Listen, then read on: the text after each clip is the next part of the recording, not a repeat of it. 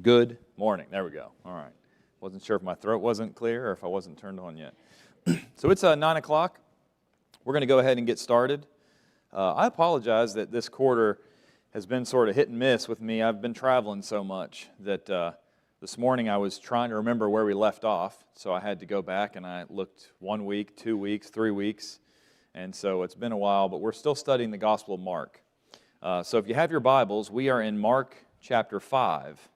This morning is where we're picking up. Mark chapter 5. We talked at the very beginning of class how the Gospel of Mark, 16 chapters, it's the shortest Gospel account. Luke would be the longest. Matthew's got 28 chapters, but Luke is still longer. Luke's got much longer chapters as far as content. So the first, if you had a very short summary of the Gospel of Mark, the first 8 chapters is Jesus proving He's the Messiah, to the disciples, to the apostles, and to everybody else.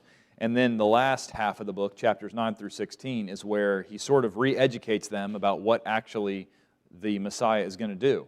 He's not going to rule an earthly kingdom. He's going to actually suffer, be the suffering servant that Isaiah prophesied 700 years before that. And so we're working our way up through Mark.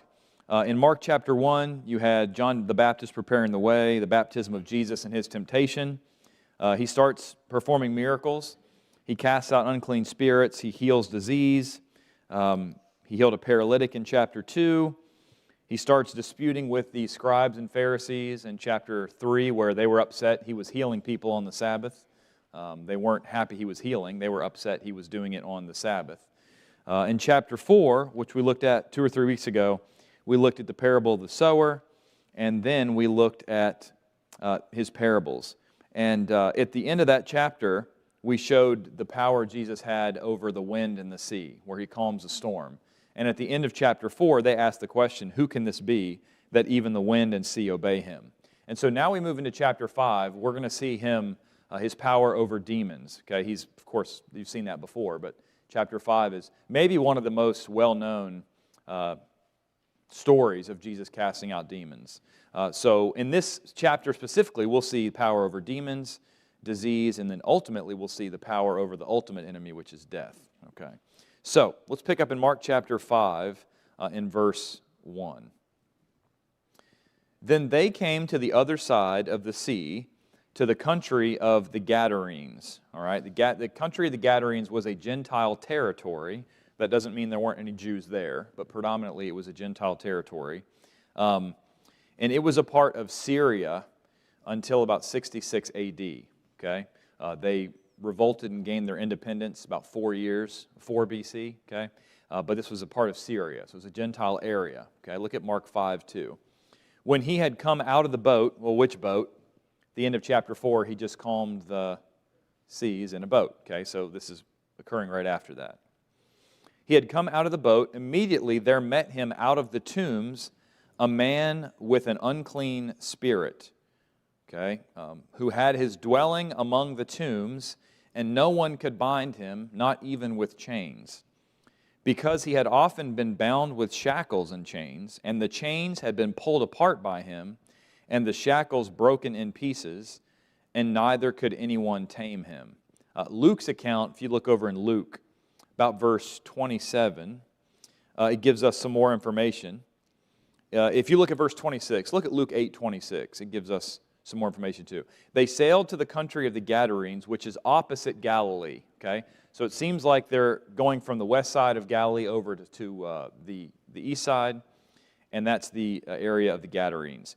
It says, when He stepped out, Luke 8:27, when He stepped out on the land, there met Him a certain man from the city who had demons for a long time, and he wore no clothes, nor did he live in a house, but in the tombs. So it says that he wore no clothes. Does that mean he was 100% naked? I don't personally think that that's what it is. The Bible uses the term naked differently than we do, all right? If we think of somebody as naked, we think of them as what? Yeah, no clothes at all, right? The Bible doesn't use that. The Bible will say, in maybe Isaiah, can't remember what chapter, but it talks about how God, the people that took them into captivity, would expose their nakedness. He would expose their thighs, right? So we would basically say, oh, well, this person has short shorts on. Well, people in the Bible would declare them as what? Naked, all right. So the Bible says in Luke 8:27 that this person did not have, wore no clothes. I don't think that means he's, birthday suit. I think it means that he's got, we would say, immodestly clothed, all right? He wasn't covered, okay? So that Greek word, if you go to do more research on that, can mean clothing or outer garment, okay? So that's likely, I think, what it's referencing is he didn't have his outer garment. He wasn't modestly clothed, right? Modestly clothed. Well, why does it tell us that?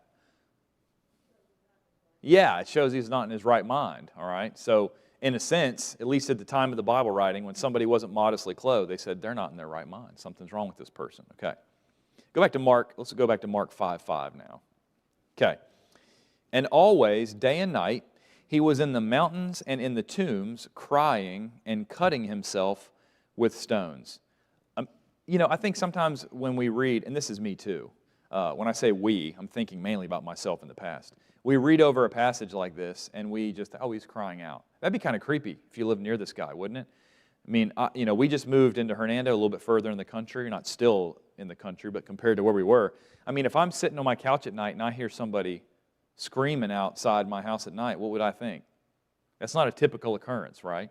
And so this person is not only, it says that he was in the mountains and in the tombs, okay? And he's crying and he's cutting himself with stones. Why?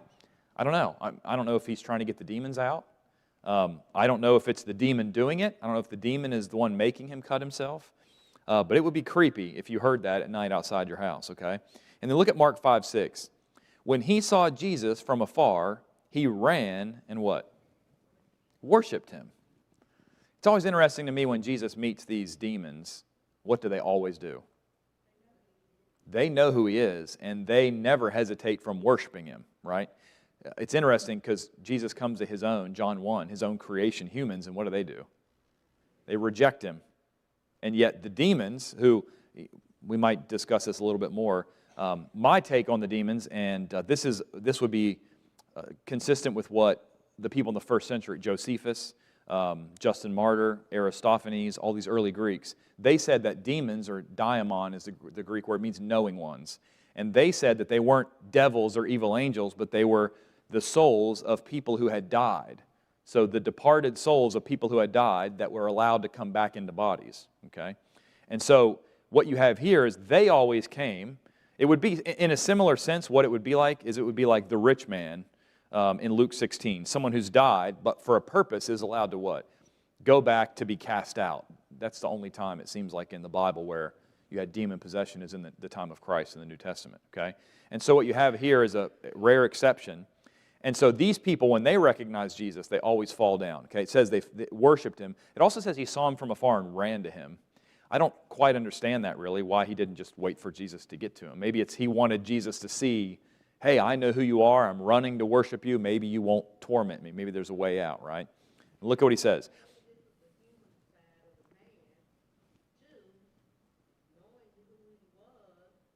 I don't know because there's a lot of stuff that I don't know. You can figure that out. Ask Jamie if you need some supporting information. Just ask my wife. But how much control did the human have over him? I don't know. I mean, he's not clothed. He's cutting himself at night. I don't know all the details exactly of how it worked.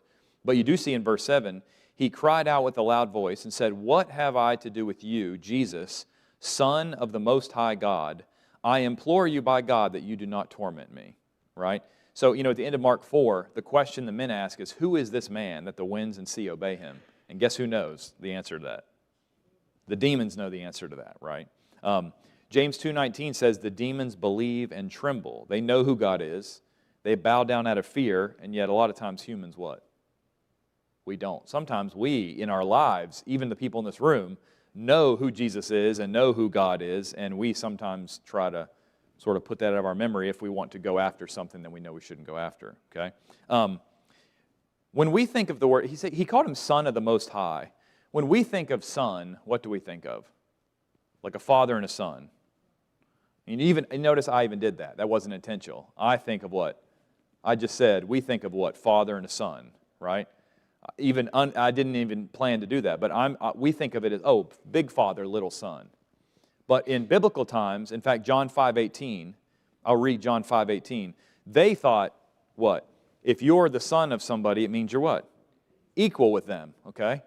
In John 5:18, it says, therefore the Jews sought all the more to kill him, because he not only broke the Sabbath, but also said that God was his Father, making himself what? It says equal with God, right? So this demon recognizes that Jesus is who? He's deity, he's God in the flesh, and he worships him, okay? Look at Mark 5:8. For he, that's Jesus, said to him, come out of the man, unclean spirit. Then Jesus asked him, what is your name? And he answered, saying, my name is Legion, for we are many. Luke 8:30 says, many demons had entered him, okay? How does that work? How many demons can enter somebody? I don't know. I don't think the Bible gives us that much information. If you remember in Mark 16:9, it said that Mary Magdalene, remember what it said about her? Out of whom the Lord or Jesus had cast out 7 demons. Okay, so how many demons can inhabit somebody? This sort of seems, this man here says, my name is Legion. A Roman legion was 6,000 men, all right? I don't know in the first century how specific that was. I don't think I would stand here and say he had 6,000 demons in him. But however many demons, they will fill 2,000 pigs later in this story, okay? And so he says, my name is Legion, for we are many. Verse 10. And he begged him, so the demoniac, the demon-possessed man, is begging Jesus earnestly that he would not send them out of the country. Look at Luke 8:31. Luke 8:31 says something a little bit, and this is going to get us into something that's sort of, I'm going to show you a lot of verses, and you can chew on this on yourself. But Luke 8:31 says, they begged him that he would not command them to go out into the what? The abyss. All right, keep that in mind. We're going to look at some more verses as we go through this. So he begs, the demoniac begs Jesus, don't send us out of the country. Don't send us into the abyss. Look at Mark 5:11. Now a large herd of swine was feeding there near the mountains. All right, swine or pigs, obviously. Verse 12. So all the demons begged him, saying, send us. So all the demons, earlier said, my name is Legion, we are many. I don't know if this is one voice or it says the demons begged him, saying, send us into the swine that we may enter them. So first of all, they're asking Jesus for what? Starts with P, ends in permission. Permission. They're asking Jesus for permission of what to do, okay? So not only do they know who he is and they worship him, they also understand that they're under whose authority, right? Jesus. They can only do the things that Jesus what? Allows them to do, okay? Yes, please. It is. It is. And this, okay, that's a good point too, because sometimes this is an account that some people who are skeptics will try, you've got to try really hard to find Jesus doing something wrong, right? This is an account that they'll bring you to sometimes, because they'll say, well, hey, in Mark chapter 5, I forgot what chapter we're in for a second, and it's right up there. In Mark chapter 5, Jesus is going to cast these demons into a herd of pigs, and the pigs are going to what? They're going to go down and drown in the water, and somebody would say, Jesus just destroyed these people's livelihoods. Isn't that a sin for someone to do that?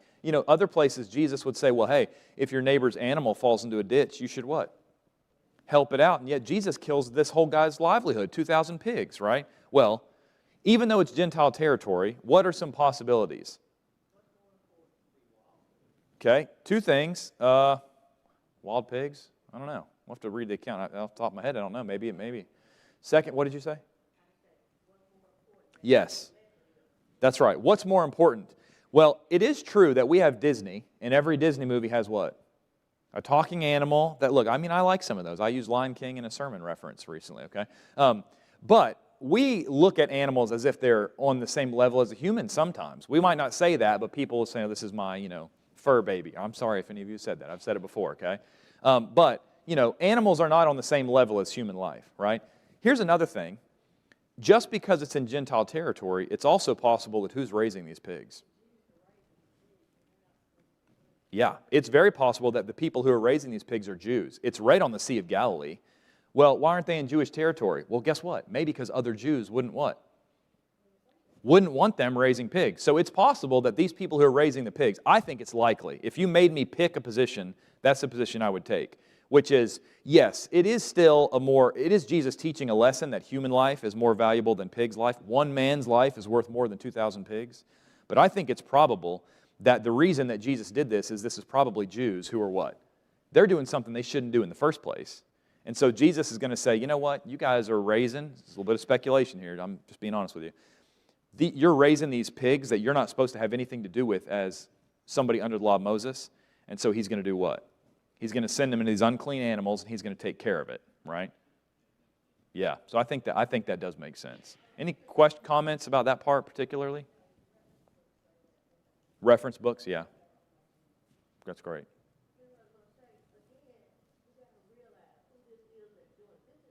Yep, absolutely. That's right.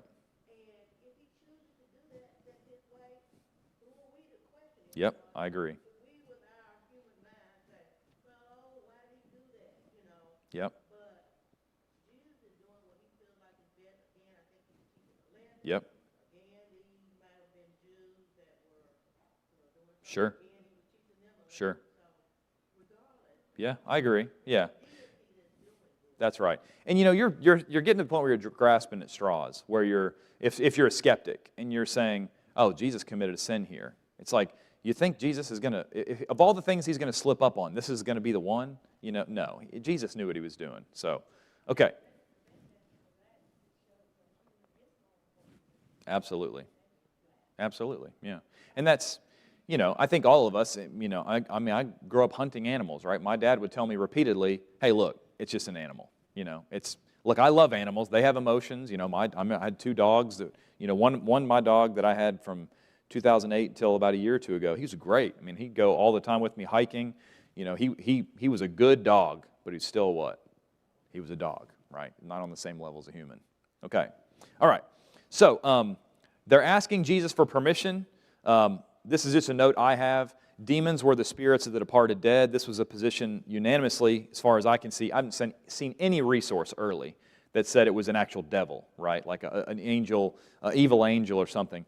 If you look historically, and if you find something else, oh, it's the baptistry. I wonder what was going on behind me.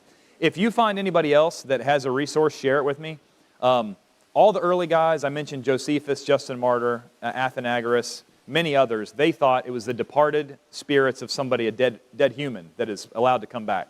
It wasn't until Tertullian later, and then Chrysostom, those were the first guys, which is like 200 years after Jesus, where they start saying, hey, this was an evil angel, right? So, you know, if all the early guys agree on something, normally that's a pretty good sign. So, okay, look at Mark 5:13. And at once Jesus gave them permission. Then the unclean spirits went out and entered the swine. There were about 2,000. And the herd ran violently down the steep place into the sea and drowned in the sea. All right, now, let me show you, let's look at some verses, because this is where I said earlier about, in Luke, they said, don't cast us into the abyss, okay? I've done a lot of research on this, and I'm not saying that I still think I couldn't be wrong, but it's interesting the language that's used here. All right, let's put a couple passages together, right? So, Matthew 8:32 is the verse that we're looking at. When they had come out, they went into the herd of swine. So the demons, the unclean spirits, went into the herd of swine, and they ran down into the steep place and perished in the water. Okay. Look at Matthew 12:43. All right. Matthew 12:43. Matthew 12:43 says this. When an unclean spirit is gone out of a man, he goes through what kind of places? Dry places. What does that mean? What's water have to do with? Okay, I don't know. We're going to put some passages together. These are passages that have always perplexed me until I don't know, started putting some of these things together. Of course, I didn't come up with it on my own. I had a more mature gospel preacher that referenced it once in a class he taught, and I thought, okay, Matthew 12:43. Yeah, so Matthew 12:43 says, when an unclean spirit goes out of a man, okay, unclean spirit, demon, same thing. Luke 7, the same account. They're used like 2 verses interchangeably, okay? Luke 11:24 says the same thing, okay? When spirits go out, they go through dry places, all right? Why do they seek dry places? Okay, all right. Look at Matthew. Well, there's other places. Okay, all right. There's so many verses. I'm trying to figure out the right order. Go to Matthew 8:30 again. Okay. Now, this is going to be a little more technical, but it's not that hard. It's basically just something that there's different, in Greek, verbs and nouns agree in number. So if you have the noun is he, then the verb is going to be a singular, right? And if the noun is plural, then the verb is going to be what? Plural. So Mark 8:30, it says, we're going to go back to this verse again. Matthew 8:30. I'm jumping to Matthew's account now. Confusing myself too. Matthew 8:30. It says, now a good way off from there was a herd of many swine feeding. Okay? So the herd is the singular subject. All right. So herd is singular. Matthew 8:31. So the demons begged him, saying, if you cast us out, permit us to go away into the herd of swine. All right? The subject here in verse 31 is plural, and it's who? The demons. All right? So the herd is singular. The pigs are singular. Okay? It's referred to as one herd of pigs. And the demons are referred to as plural, right? Okay. Look at verse 32, Matthew 8. Matthew 8:32. Now, I'm going to read this in English, and I'm going to tell you the plural as we go through it, okay? So Matthew 8:32, he said to them, go. So when they, that's plural, that's the demons, had come out, they, that's plural, that's the demons, went into the herd of swine, and suddenly the whole herd, that's singular, the herd of swine ran, singular, so the herd of swine, singular, ran, singular, violently down the steep place into the sea, and they perished, and guess what that is? It's plural, which would line it up with not the pigs, but what? The demons. Now, what that would basically say is, and I looked this up, okay, does it matter whether it's singular or plural? And all the Greek resources, I said, yeah, it matters. Right? I've even found a lot of commentaries where they bring up this issue, and they say, look, from the language, it looks like what this is saying is, the pigs go down into the water, and the pigs die, but what also dies? The demons. Which, if you put that together with the verse we looked at a minute ago, when the demons, unclean spirits, go out of a person, they go through what? Dry places. If that's right, and I would encourage you, dig into this on your own, if that's right, then what does that seem to give you the impression of? The reasons demons go through dry places is because they come in contact with water, they would what? Perish. That's what the verse says. I don't know that I understand all of it, but that's what the verse says. Go ahead.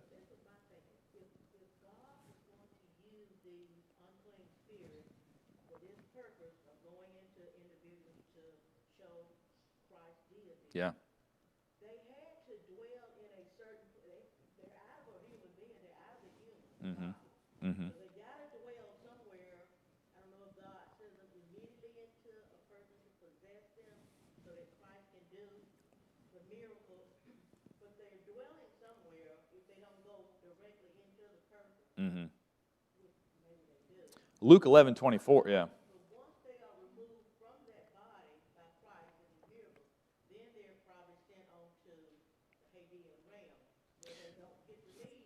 So, yeah, so what? They never go to the Hadean world, so they're wandering somewhere, or either they're waiting to be put into this person's body. Yeah. And then once they are removed by Christ's miracles, they haven't entered the Hadean world yet, but now once they leave that body by this miracle, they're sent to the Hadean world, is what I'm thinking, and that's the perishing part, so they can't return.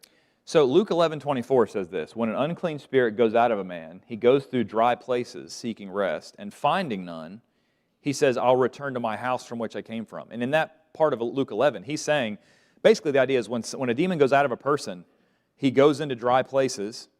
Why dry places? Well, I don't know. Seems like water somehow caused them to perish. In another account of one of the possessed people, it says he threw him into the fire, and then he threw him into the water to try to destroy him. I don't know if that means he tried to drown him. But what you have is you have a Luke 11:24. A spirit goes out, goes through dry places, and if he doesn't find somewhere else, he does what? He tries to go back to the one that he came from. So there's a lot that I think Scripture is sort of obscure on. I think God does that on purpose, right? Probably he doesn't want us spending all our time. He probably would say, hey, maybe you're spending too much time on it right now, right? But it's interesting. Yeah, go ahead. Okay. Matthew 8:29, suddenly they cried out, saying, what have we to do with you, Jesus, you Son of God? Have you come here to torment us before the time? Torment us before the time? I mean, I would think he's referencing Judgment Day. 2 Peter talks about there are some, that's of course angels, who are currently under punishment. But I would think that this is a way of saying, hey, have you come to torment us before the time? Well, if they're departed souls, they've been in the Hadean realm in torment, but it seems like they've been let out of that for the purpose of possessing people. Yeah. Yeah.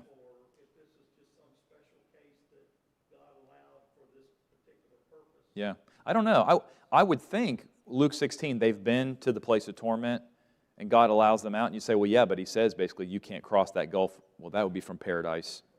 Paradise. That would be paradise. That's in Hades. You can't cross that gulf. That would be from the good part of Hades, paradise, to the bad part, torments. Well, can somebody leave? Well, the normal case would be what? No, unless God were to make an exception. So, yeah, I guess that's all I got. I could ramble and repeat the same stuff, but yeah. That's right. I got a whole list of things, right? So that's probably one of them. Okay. Yes, no.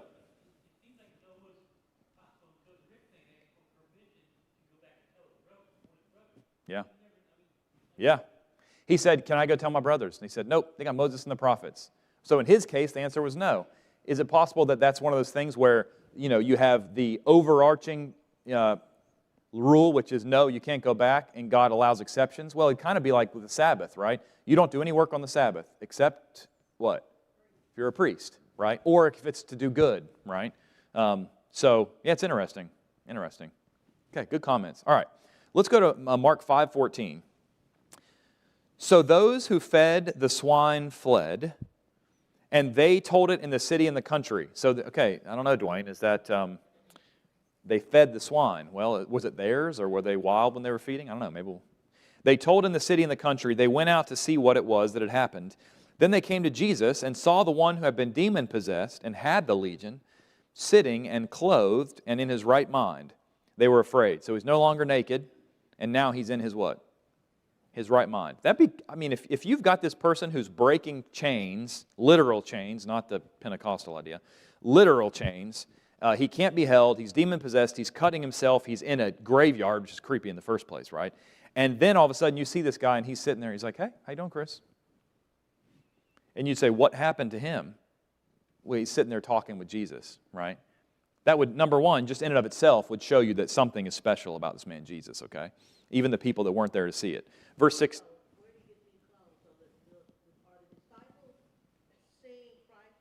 I would think so. Yeah, I would think so. Yeah. Maybe they gave it to him. Maybe they went to town, or I don't know. But they gave him some clothes. Verse 16.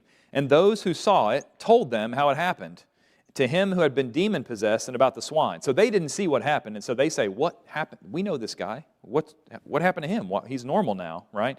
And so then they tell them what exactly happened, all right? Verse 17. Then they began to plead with him, with Jesus, to depart from their region. So why would they ask him to leave? I got a couple reasons.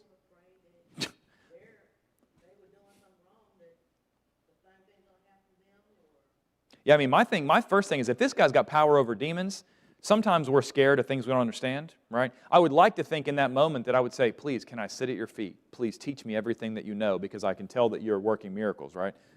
These people say, hey, man, we respect, would you please respectfully, we got stuff to do, you want to get out of here? Maybe they're just terrified of him, right? Maybe they're mad. That's also possible that he just did what? Destroyed their swine, right? Maybe they're angry because they realize, well, I don't care who this guy is, he just affected my pocketbook. What's the number one way to make people mad nowadays? Go after the pocketbook, right? Yes, their money. And so basically, say what?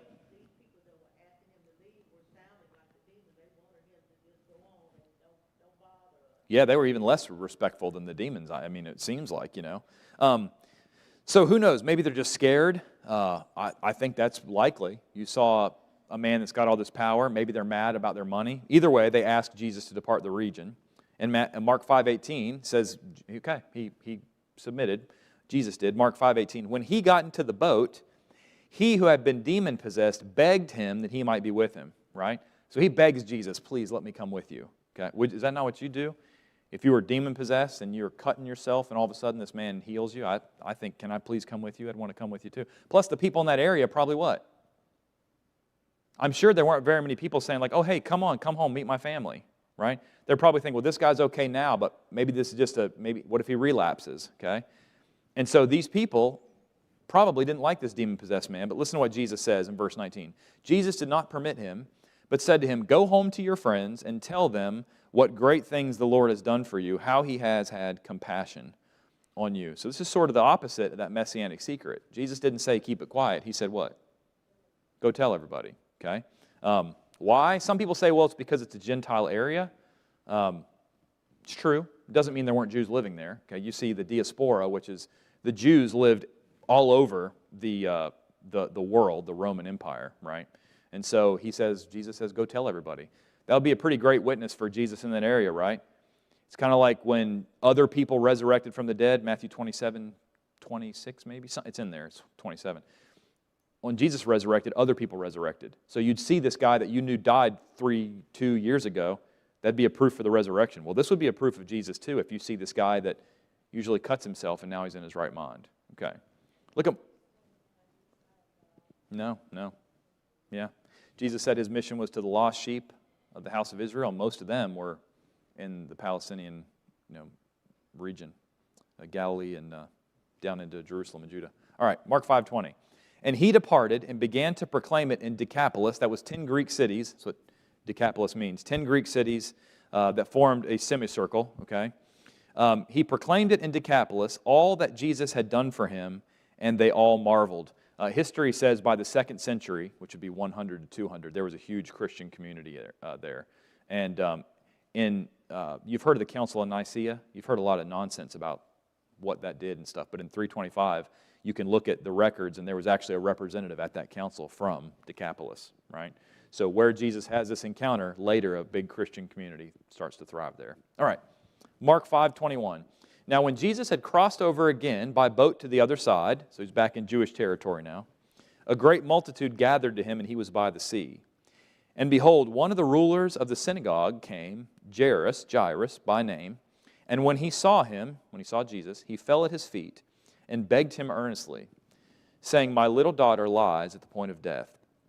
Come and lay your hands on her, that she may be healed, and she will live. You know, it's interesting. These stories hit different when I've got a little girl now, about what you would do for your child. And so he goes and he says, my daughter is on death's door. Will you please come heal her? Verse 24, so Jesus went with him, and a great multitude followed him and thronged around him. Now a certain woman had a flow of blood for 12 years, and had suffered many things from many physicians. I haven't done too much on that word, but it's interesting. It says suffered many things from many physicians. Let me look at that word real quick. It just says the word to suffer. I don't know what that means. I don't know if there's things they tried to do to help her and in fact did what? Did harm. Maybe it's worse. I don't know, but she's had a flow of blood for 12 years, okay, which is a long time. She had suffered many things from many physicians. She had spent all that she had and was no better, but what?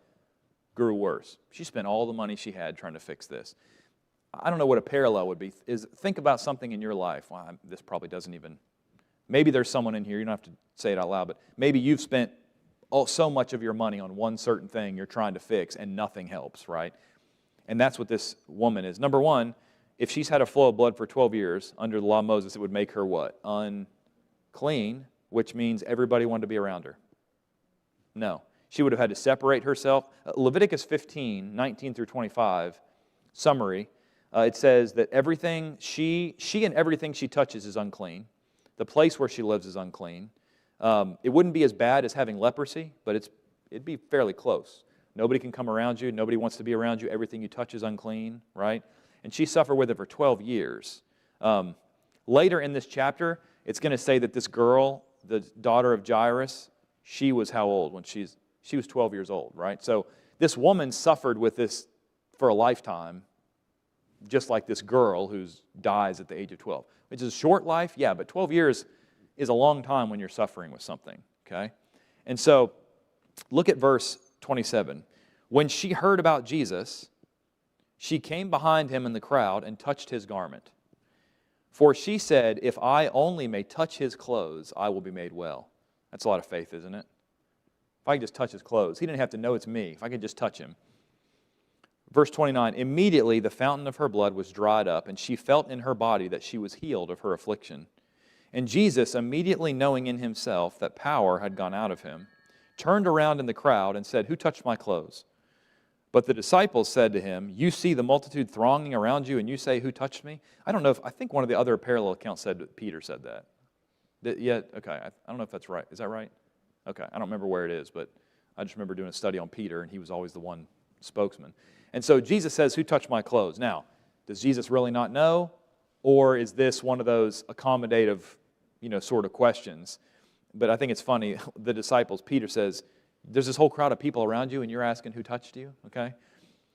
Everyone's touching you, Jesus, okay? And look at verse 32. He looked around to see her who had done this thing, but the woman, fearing and trembling, knowing what had happened to her, came and fell down before him and told the whole truth. So Jesus says, who touched me? And she comes and falls down and reveals it. Verse 34, he said to her, daughter, your faith has made you well. Go in peace and be healed of your affliction. So her faith is what allowed her to reach God's power, right? She had to have faith. And then it also says she was healed. And the language means, the original Greek means go and continue to be healed, fully healed. This is not something that's going to start back up once you leave me, right? So Jesus heals this woman. Yeah. Yeah, sure. Yeah, where he said, who touched me? It was an opportunity for her to speak up. Yeah, I would think Jesus knew. In Mark 2, Jesus what? Reads people's minds, right? So there's very few instances in all the gospel accounts where it almost seems like his omniscience was veiled for a moment. When he looked at the fig tree, it says he looked at a fig tree. It's somewhere later in the Gospels, the last week of his life. He looks at a fig tree, and it looks like it should have fruit on it, and he gets there and curses it, right? But most of the time, it seems like Jesus knew quite a bit, yeah, obviously. I think it was just a confirmation that he was giving to her that I did this. I'm the one that caused this to happen. Sure. I know she felt like it was, but he was confirming it. Sure. Look at verse 35. While he was still speaking, some came from the ruler of the synagogue's house who said, your daughter is dead. Why trouble the teacher any further? And as soon as Jesus heard the word that was spoken, he said to the ruler of the synagogue. So Jairus finds out his daughter's what? Dead. And Jesus says to him, don't be afraid, just believe. Verse 37. He permitted no one to follow him except Peter, James, and John. That's his inner circle, right? The brother of James, John the brother of James. Verse 38. He came to the house of the ruler of the synagogue and saw a tumult and those who wept and wailed loudly. When he came in, he said to them, why make this commotion and weep? The child is not dead, but sleeping, right? Jesus looked at death as a what? Sleep. In John 11:11, Lazarus dies, and Jesus says, Lazarus sleeps, let's go that I may wake him. And the disciples say, Lord, if he's asleep, he'll get better. And Jesus in 11:14 speaks plainly and says, no, Lazarus is dead, right? We look at death as, a lot of times we look at it as what? The end. Jesus looks at it as what? You're just sleeping. Jesus has the power to wake you up, all right? Just like you can walk in and shake somebody and they wake up. You think, well, that's easy. That's what Jesus does with death. That's the power God has over death, which is supposed to give Christians what? Peace and hope, right? That you know whenever you die as a faithful Christian, Luke 16 says you're going to open your eyes and what? Angels are escorting you to paradise, right? Angels are to comfort you. Okay, so he says they're sleeping in Mark 5:40, and they ridiculed him. But he put them outside. He took the father and mother of the child and those who were with him and entered where the child was laying. So he's got his, Peter, James, John, the parents of the child and those with him. They laugh at him. It's possible the people mourning, Jeremiah 9 in the Old Testament and Amos 5:16 talks about they had skillful lamenters. They had people whose jobs were basically to cry and wail and bring attention, right? Is that who it is? I would think that people aren't going to laugh at Jesus if they're actually grieving, right? Anyway, Jesus goes in, look at 5:41. He took the child by the hand and said to her, Talitha kumi, which is translated, little girl, I say to you, arise. Okay, so that's the Aramaic. That's the whole idea of why is he telling us what this Aramaic phrase means? Well, it's written to Greek people, okay, who wouldn't know much Hebrew, okay? And so he says, arise. Verse 42, immediately the girl arose and walked. For she was 12 years of age, and they were overcome with great amazement. But he commanded them strictly that no one should know it, and said that something should be given to her to eat. So, he says, hey, he's back in Jewish territory, right? And so, what are the reasons with Messianic secret? We've talked about that before. I don't know. But here you have Jesus, he operates his power over demons, disease, and ultimately at the end of chapter 5, over what? Death. If you're a faithful Christian, guess who's in charge? Jesus is. It's like if you're in a prison, but you know the warden who has all the keys, it's not that scary, right? So yeah, I understand we can be scared of death sometimes, but if we're a faithful Christian, then what?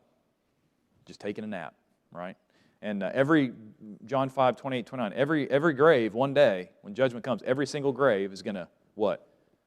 Open up. Me and Scott were in Alabama last week, and we drove fast food, Scott Ingram on the podcast with me, and we went through a drive-through and got some food, and we were waiting, and we were next to a cemetery, and I said, Scott, you know, one day every single person in that graveyard is going to rise up. And he said, yeah, it's kind of wild, isn't it?